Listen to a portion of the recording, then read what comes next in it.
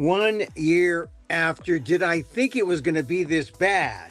Did I think it was going to be this bad when we saw him at the inaugural on January 20th, a year ago? And it seemed to me like we were going to go backwards. The moment he said, that Mount McKinley, Obama renamed it Denali. We're going to flip it back to Mount McKinley, the great white mountain in Alaska. When he said that, that's when I saw the future. I said, we are going backwards. We are in an era of regression, and we are. This is a regression going back not just 50 years, Civil Rights era, right? The Voting Rights Act, the Civil Rights Act, the immigration law of 65. No, we're going all the way back to we're going back to the 19th century. 1 year later, we are in the 19th century. We are even bypassing all of, post-World War II stuff. I mean, you're seeing what's happening with NATO. Donald Trump is doing the bidding of Vladimir Putin, who would love to see NATO just destroyed. The United States, the good guys, right? The leader of the free world. You thought it was bad a year ago. I mean, soon after the inaugural, when the United States voted at the UN with Vladimir Putin, that was a real jaw drop. And now here we are a year later, and we are destroying NATO by going after our allies. Our allies. We like allies. We need friends. They are. No, we are adjoining ourselves with all the bad guys. The bad guys who are worth it, not Maduro. He was a fake bad guy. The real bad guys, Putin, the board of peace is what Donald Trump wants, and not just for Gaza. He wants it to be a mini UN, a mini Security Council, where, he has the votes. He has, it's handpicked, right? The strong man rule, the board of peace. That's where we're heading.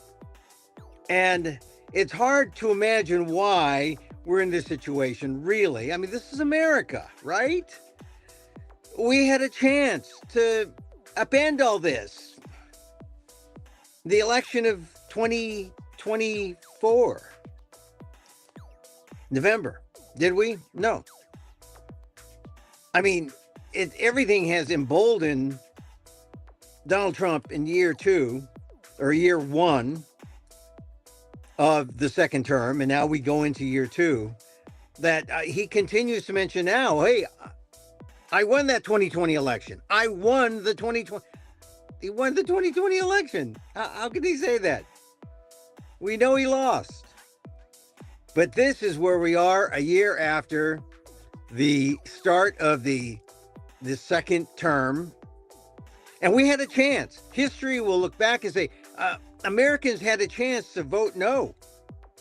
And they didn't. And now, are we just stunned? Stunned by all this that's going on? If you look at that press conference today, I'm going to be traveling, so I'm not even going to see the Davos stuff on Wednesday until late. But, there was Trump just going off. First of all, trying to buttress the idea that, hey, ICE is doing a good job. They're putting away killers. They're arresting real bad guys. Okay, great. But now what about the innocent people that you're harming and harassing, and the innocent person who was killed by ICE? What about that? Now, Trump did appeared to be softening a bit on Renee Good, but not good enough. I mean, you look at that press conference and see how America has it fallen? Our standards are low. How could we have voted for him? And now he's doing all this and no one is standing up to him. Hi, everyone. I'm Emil Guillermo. This is my Takeout, my Emil Amok's Takeout. And I just wanted to get all this off my chest. I did my show January 17th. If you saw it, thank you. Thank you. We had a handful there live at the Petro stage. Uh, you can go to playground.sf, playground-sf, or playgroundsf.vbotickets.com and find me, Emil Amok, or 69 Emil Amok, and get your tickets. The tickets are free. You can see me live for free, get a ticket. Yeah, it's with donation, right? And we don't browbeat you, say you've got to buy a meme coin or something like that. By donation, see it at the Petro stage on 18th Street in Petro Hill. Get your tickets, and even you can show up their tickets at the door. See it free, or you can stream it wherever you are, Texas, Boston, New York, wherever. See it live on a decent live stream, and they do a 3-camera shoot. I haven't seen the final product of the first show, but my understanding, 3-camera shoot, pretty good, high quality, unlike some other streaming things that you see. Not as good, because I know they're trying to run this like a studio setup of a show for people at home. So live stream it, same deal. It's free with donation, suggested donation, anywhere from $10 to $30. But you can, if all you have is $1, give me $1. It's like passing the hat. And the next shows are January 26th at 8:30 p.m. Pacific time, February 2nd at 8:30 Pacific time, and February 7th at 2:30 p.m. That's for 69 Emil Amok. A real journalist stands up. I am seeking a cure for my Trump derangement syndrome. Now, you'll see, you say, oh, I think I know where you're going with this, Emil. No, you don't. You don't. I actually like Donald Trump. I do. I relate to him. Look, I'm doing the same kind of thing he's doing, right? That's why I can look critically on his performance today at the news conference, because what Donald Trump was doing was no different from the way a performer, the way someone, a needy performer goes out in front of the public, who needs to justify himself, who needs to defend himself. He's out there saying, hey, look at the criminals I got. Look, the likes of which, no, this is unprecedented, or as he likes to put it, no one in history has done what I've done. And, this all makes me wonder. Here we are. He's looking to bust up NATO. He's looking to, not acquire. He's looking to take over Greenland. And for what? I mean, is Greenland really the issue? In an interview to the Times, he said, look, Greenland, psychologically, I need it. I need it psychologically. Yeah, for all of America? No, for me. I need it. I guess ownership. I can do whatever I want. I mean, he doesn't own the White House, but he raised the East Wing. But he feels he could do anything he wants to Greenland. He needs it. This is the real estate baron's mentality. Watch that press conference. I think has he lost it? No, but I think if you had doubts of his megalomania, watch it. I mean, he's so unconstitutional to the point of being un American. He's taken the Constitution, Article 1, and has made it the one. It's Article Trump. It's not Article, it's Article Trump. And he's saying, this I need psychologically so I can have success. It's a form of megalomania we have not seen. He's our president, and he's un-American. I mean, deal with that. So, in my show, I actually find a place where we can find common ground. Trump supporters, non-Trump supporters, and I explore this. So come see my show, my live show. This is my talk show. This is my semi-podcast that I just put out there for free because it's democratic to put out something. And you can see this at on my YouTube channel. You can see it on Facebook and Twitter and whatnot. But my show, the show, 69 Emil Amok 69, same backwards and forwards. It's a 69 world. Yeah, a real newsman stand, because I talk about it from the perspective of a journalist trying to deal with this. How does the journalist deal with this? I mean, it's hard, unless you're also a comedian. In the words of Maria Bamford, call anything you do stand-up comedy. That works. Love Maria Bamford. She's kind of an idol. I love other comics too, but lately, I mean, the comic in this era, there are a lot of them. But Maria Bamford she's, I think, the best. Anyway, so see my show. The next show, I'm going to go to New York. Oh, here's the twist. I'm going to New York to the Eric Firestone Gallery. It's down there, kind of in the Bowery, right? And it's a great gallery, and we're doing a stage reading of the Amanuensis. And if you don't know the Amanuensis, it's Oakland writer Ishmael Reed, who is a literary lion, a advocate of multicultural diversity, and has been writing for, oh my God, 6-7 decades. He is national treasure, right? He's written this play, The Amanuensis, which exposes the Song of the South, Disney's Song of the South. What happened? What is the real Brer Rabbit story? What is the history?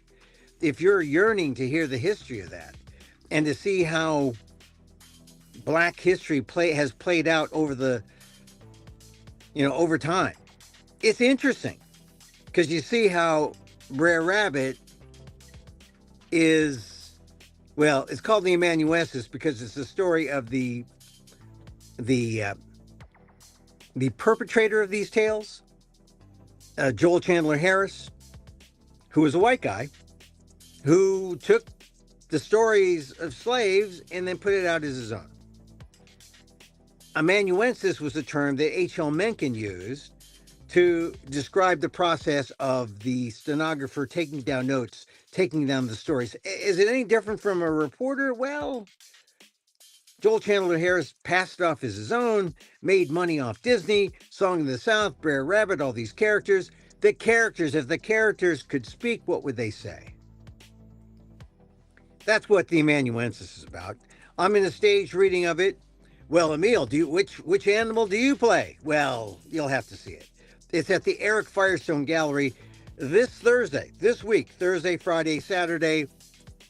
Then I come back.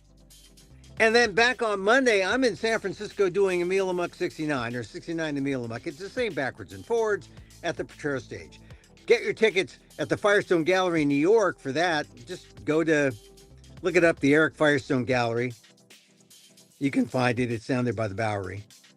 And then my tickets for Emil Amok 69 Emil Amok, go to playground-sf.org. If you're seeing on the screen, put that link on your browser. Get a ticket. Tickets are free with donation. I hope you will support the effort in the name of the arts. Simple as that. All right, back to this. This is the beginning of a number of speeches that Donald Trump will do to try to do a victory lap. The news conference on, did I say Monday? Oh, shoot, it's Tuesday. It's actually Tuesday because Monday was Martin Luther King Day. So Tuesday, forgive me. I hope my editors they'll catch that. But that news conference is crazy. And then tomorrow on Wednesday, he talks to the people at Davos. Now, what is Davos? You say if you watch CNBC, right? You know what Davos is. It's the annual confab of all the rich elitists, and now everyone who is fortunate enough to invest in tech, now they're rich elitists. They've kind of inflated, the value of what it means to be a millionaire, billionaire, and they're all out there. It's if you want money, if you want to attract money, if you have money, you're there. You're the capitalist. The one thing I noticed about capitalists is some of them are saying capitalism must evolve. Is this the world we want, to have all this inequality? And some people will say yes. And the humanitarians will say, I don't think so. I think it's a battle for capitalism's soul at Davos this year, because Donald Trump is going to speak there, and he's going to use the capitalists' guilt to say, give me Greenland, or, you don't know what kind of wrath you'll see from me. This is the bully. That's going to happen. And yet there's some good capitalists out there. I don't know them, but apparently the guy from BlackRock, he's like saying capitalism should evolve. I don't know what that means. I guess if capitalism devolves, that means more philanthropy. That means more sharing, more equity. Do capitalists ever want that? They just want to grow, bigger, more exclusive, leaving you outside looking in. I mean, I used to pay attention to Davos when I was looking at markets, when I was paying attention to financials, and I'll tell you what it was that did it for me, and just I lost my taste for it. 9/11. I saw that plane when the planes went into the Twin Towers, and I just lost my appetite for it. That was 25 years ago, and that's why I'm not a rich man. There were other things personally. The death, the murder of a cousin in 2014, that kind of solidified a sense of, what are we doing this for? I think there's a lot of good people with a lot of money who are trying to figure out, well, what is the good of the world? And then you have Donald Trump who says, what is the good for me? And that's where we have problems. Because the good for him is, let's get Putin together. Maybe we'll invite Xi. We're going to do this board of peace thing, and we're going to solve Gaza, and we're going to solve the world's problems, and we're going to do better than the UN Security Council. We're going to be a rival to that, and that way I don't have to get elected. I can just be, hey, we got the board of peace. That's where this is going. He's going to be the unelected. This is going to be the unelected powers. But they're going to have powers because Donald Trump is going to find a way that by some kind of magical remote control, he will control the GOP to the degree that they have any power after his term is over. I don't know. But the GOP has stayed loyal despite the fact that Trump's poll numbers are declining. He's got an approval rating of like under 40%, 39%. But the Republicans are all intact. The Democrats and the Republicans are kind of, where they were.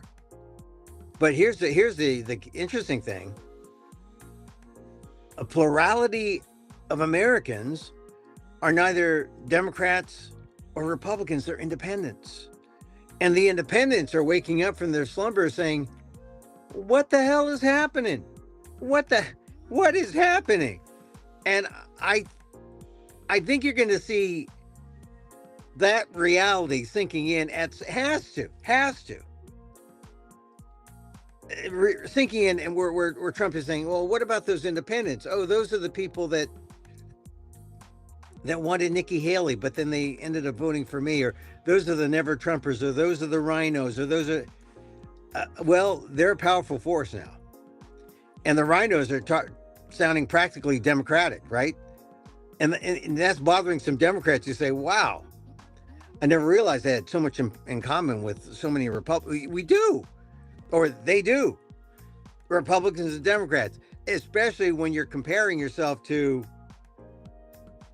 the current president, the man I like to call CFDT 34, convicted felon Donald Trump 34 counts, because that's who he is. That's the truth. That is the truth. Anyway, you're going to see Trump speak at Davos on Wednesday. We'll see what happens. I'll come up and say some stuff once I see the speech. But if you're in New York, catch me at the Eric Firestone Gallery Thursday, Friday, Saturday. A special reading of the Amanuensis, a special look at Disney's Song of the South as told from the Black slave's perspective. Brer Rabbit. Yeah. All the characters that told the stories to Joel Chandler Harris. And this is the play, the imagination of the gifted literary lion, Ishmael Reed. Go see it. The stage reading, Thursday, Friday, Saturday in New York City. I don't think it's available online, but stage reading live should be fun. And then catch me on January 26th. I do my 69 Emil Amok. Get your tickets at playground-sf.org or just click on that QR code that you see and you'll get ticket information. Once again, tickets are free. Tickets are free and will cost you no money. It's like we do the show, we pass a hat, right? But if you go in and pay no money, you can donate later, but just, buy a ticket free with donation. You can see it live in person or you can stream it live. Actually, I think the deal is you can stream it live, or if something happens and you can't make the show as it streams, I think you have 3 days to retrieve it and watch it. And so far, none of my friends have done that, but several people have who aren't my friends, and they haven't emailed me, say, hey, it was great. And a handful of people showed up on Saturday. It was great. Thank you very much if you did. A lot of locals from San Francisco. So it's fun. I hope you can see it, and I hope you can come. See it live stream or see it in person at the Petro stage. All right, that's it. I catch my column. I'll write a column about the week. I mean, or about, the Tuesday thing. The Tuesday press conference, today's press conference. I mean, what's weird is that I wish he'd said more about what he was doing to America. But you look back over the year, what are the things you remember? The raising of the East Wing? Do you remember the Zelensky hijacking Zelensky at the Oval Office, where Trump and J.D. Vance say, hey, you have no cards. You have no cards. That was a year ago. Was it J.D. Vance and Doge with his chainsaw? The chainsaw image? The Doge or the Musk comment that I remember the most is where he says, we want to run this America like a company, I meant country. And now we see why you can't run it like a company. It's not a company, it's a country. A country cares for its people. Companies care about profits. You got to care about your people if you're a country. Donald Trump likes to say, you got to do it my way or you're not going to have a country. No, if you do it his way, you're not going to have a country. Because you cut people in the name of profits. And generally, in this first monetized Trump first year, second term, well, the profits came at the expense of the people. All those people who bought cryptocurrency from Trump, that is the diamond lane. when it comes to access to Trump and looking for pardons, looking for whatever. Just but billions of dollars have flowed. It is the way to get at influence.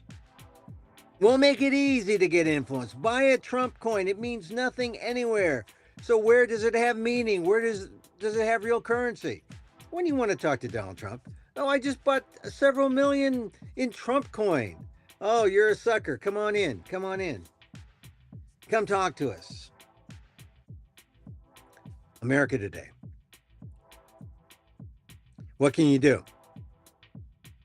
We're up against a bully. You got to push back. When do we push back? Ask yourself that. All right. I mentioned all the stuff I'm doing, the show in New York, Thursday, Friday, Saturday, Eric Firestone Gallery over in the Bowery, downtown, right? Or you go see me January 26th at the Potrero Stage, 69 Emil Amok 69. Catch it. And if you miss it January 26th at 8:30 Pacific time, you can still see it February 2nd, 8:30. I got friends coming February 7th at 2:30 p.m. because they like the matinees. So Emil Amok, a real journalist stands up. 69 Emil Amok. Catch it. All right, that's it. Thank you for being here. Thank you. I appreciate it. I like to close with a little meditation. I know it says meditate, Emil. Isn't that antithetical? No, there's nothing antithetical. It's meditation. And so, as I wish for me, I wish for you. May you be safe. May you be happy. May you be healthy. And may you live with ease. Ooh, there it is. Emil Guillermo here. Hey, till next time. I might do one or two, while I'm in New York, but till next time.